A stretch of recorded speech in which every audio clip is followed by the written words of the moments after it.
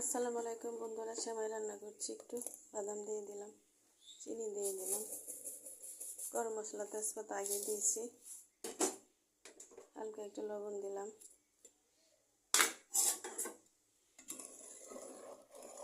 বেশি করে দুধ জাল দিয়ে লাচ্ছা সেমাই খেতে কিন্তু অনেক মজা লাগে। ফ্রিজে রেখে ঠান্ডা করে খেতে আরও ভালো লাগে।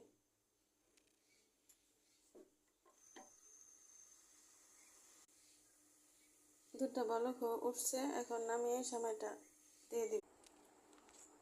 বন্ধুরা, গরম গরম সেমাইটা দিয়ে দেব। দুধটা গরম থাকতে থাকতে লাচ্ছা সেমাই তো আপনারা বানিয়ে খান, আমি কিভাবে বানাই সেটাই দেখাইলাম।